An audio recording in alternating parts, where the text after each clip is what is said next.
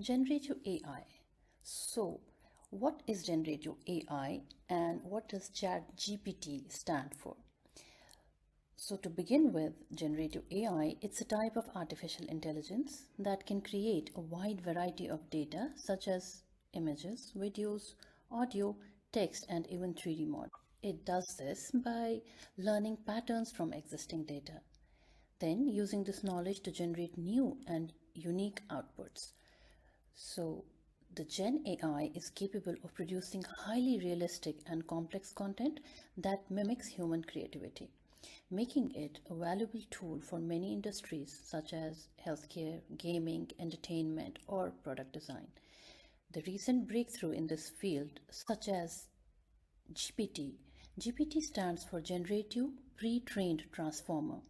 Let me quote from a Harvard Business Review that AI can not only boost our analytic and decision-making abilities, but also heighten the creativity. So the power of generative AI is unleashed, and we have already started to use it in certain areas such as text generation. We are using Chat GPT, which is developed by OpenAI, and it's a successful platform that uses text generation to generate human-like responses in chat conversations. We have for image generation, Stable Diffusion is taking the world by storm. Stable Diffusion will create new images that are visually similar to the real-world images. The image generation can be used for data augmentation to improve the performance of machine learning models, as well as in creating art, generating product images, and much more. There are a few more successful platforms like Midjourney and DALL-E. They have become popular choice for anyone seeking to generate realistic images through image generation techniques. Then for video and speech generation, we have deep learning methods such as GAN and video diffusion.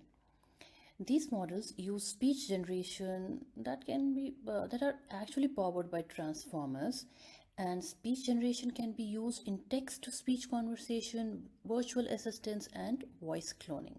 For data augmentation, there is a process of generating new training data by applying various image transformations such as flipping, cropping, rotation, and color jittering. The goal is to increase the diversity of training data and avoid overfitting.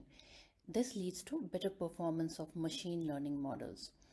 So there is an application called Synthesis AI, which simplifies the process of building and optimizing machine learning models. It does this by providing a platform for creating AI models using automated machine learning techniques. Then the widely talked about generative AI, which has diverse range of application, as I just mentioned, that they go beyond text, video, image, speech generation, and data augmentation. It has also been used in music generation, game development, healthcare, and much more. And for our concern, it can generate synthetic medical data to train machine learning models. It can develop new drug candidates and design clinical trials. So moving forward to our session today, let's introduce our Associate Dean of Research and Graduate Affairs, Dr. Rasha Eldeeb, and let's get ready for an exciting journey. Currently the Associate Dean of Research and Graduate Affairs at the Biomedical College for Girls, Dr. Rasha, and I will be taking you into the journey from pixels to possibilities. Basically, we'll be exploring the fate of research in the era of generative AI. So Dr. Rasha Eldeeb is a prominent physiologist. She has been an international speaker in medical education over the years. She has her expertise in quality. She has an expertise in research, and under her guidance, the research field in the Biomedical College is taking different leaps and bounds. And let's hear from Dr. Rasha. What is the fate of research, especially when the threat or the help of generative AI is there for us? Thank you, Dr. Shifan, for having me today. We can start by saying that the main key application of generative AI in medical research would be related to its ability to generate and analyze data. keeping in mind that the generated synthetic data closely resemble real data, which would be useful particularly when the real data is limited or subject to privacy concern. This is in addition to the ability of the AI to augment data, which means generating additional samples that augment existing data sets, which would enable researchers to increase the data size and diversity. I would say that the same goes for the ability of the generative AI to generate and analyze images. It's also important to appreciate the simulation and the modeling ability of AI. One should acknowledge that by using generative AI, researchers can simulate complex systems and generate models to understand and study phenomena that are difficult and/or expensive to observe directly. Having said this, maybe soon generative AI would provide researchers with different reliable and valid research models that would overcome the limitation and/or the restriction encountered in animal and human research.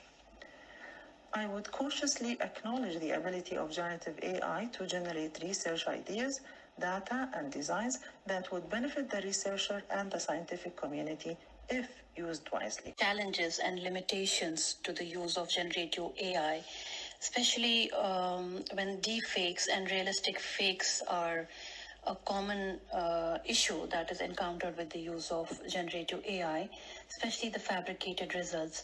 So, according to you, what will be the limitations and what are the main challenges that will be a threat or a drawback to the use of generative AI in the future? Well, let's say that the limitations and challenges of the usage of generative AI in medical research and healthcare go hand in hand with its abilities. So, in relation to its ability to generate, augment, and analyze the data, researchers face challenges related to data privacy, accuracy, consistency, reliability, validity, and reducibility. This is in addition to the ethical concerns related to patient privacy, informed consent, and the potential of biased outcome. I think that researchers should proactively address these concerns by implementing robust data privacy measures, obtaining informed consent, conducting bias assessment, and ensuring fair and unbiased use of generative AI model. I believe that the collaboration between researchers, ethicists, and involving patients and stakeholders in the research process can provide valuable insight and perspective. Another challenge that faces the usage of generative AI in research and healthcare is related to its simulation and modeling ability, which is the validation of the outcome. This may require benchmarking against existing dataset, comparing the generative AI outcome to ground truth or expert opinions and observation, and also evaluating the accuracy of the generated result and its clinical relevance.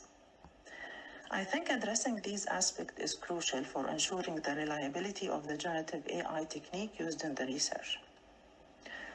Also, another challenge that faces researchers is their inability to generalize their findings of the research that is based on data obtained by generative AI. As the generative AI model trained on specific data sets or tasks may struggle to generalize to new scenarios or population. I believe that training generative AI model on variety of patients with different genetic and demographic characteristics would improve the generalization capability of generative AI models. Finally, I believe that addressing these challenges require interdisciplinary collaboration and engagement and involvement of all the relevant stakeholders in an ongoing research efforts. So, Associate Dean of Research and Graduate Affairs, Dr. Rasha, have you planned any changes in the research proposal submission? Any authentication softwares you're using to tackle the challenge? Did you decide on any acceptance percentage for the use of generative AI applications, especially since ChatGPT is in? And what will be the ethical considerations that should be taken into account when utilizing generative AI in medical research about patient privacy and informed consent? Well, I believe that with the rapid transformation and improvement of generative AI, we as educator and researcher should be concerned not only about the accepted percentage of users of generative AI in the submission of research proposal and thesis, but also about how the generative AI will be used. And let's say that it will follow the same percentage of the accepted plagiarism adopted by the institute and checked by the specific software that enables us to detect both the plagiarism and the AI input. I personally believe that in the era of using generative AI in medical research, the research proposal should have a section where the investigators clearly declare if they are using or not using the generative AI in their research. And if they are using it, in this section, researchers should provide a clear and detailed plan for how generative AI technique will be utilized in their research, which will include information about the specific AI generative model that will be used, the training and the validation methodology, and how the generated output will be integrated in the research study. It's also important to address the technical aspect of generative AI approach and highlight its relevance to the research objectives. Also in this section, researchers should outline their data acquisition strategy using generative AI, including the source of data and any relevant data privacy and ethical consideration. Adding to this, researchers should clearly address the potential ethical and social impact of using generative AI technique and how they will validate and benchmark their findings. These are few of the general suggested changes in the research proposal regarding the usage of the generative AI in medical research, but the actual changes may need to be tailored to the specific context and requirements of the research project, and it would depend on the policy and guidelines of the individual research organization and institute, in addition to the funding agency and regulatory bodies. Thanks a lot, Dr. Rasha, for this amazing journey. So, in conclusion, the use of generative AI in healthcare research holds immense promise and potential for transforming the landscape. And as we venture out into this exciting era of generative AI in healthcare, let us remember the technology should always be the means to an end, with the ultimate goal being the betterment of human health and well-being. By embracing collaboration, ethical guidelines, and ongoing evaluation, we can harness the full potential of generative AI to create a future where personalized medicine, accurate diagnosis, and targeted therapies will become the new standard. Thus, it will transform the healthcare as we just discussed with Dr. Rasha. It's all for the betterment of the society as a whole, and together, all of us, let's strive to leverage this powerful tool for the benefit of all as we shape a brighter and healthier future. Thank you, everyone. On behalf of me and Dr. Rasha, we sign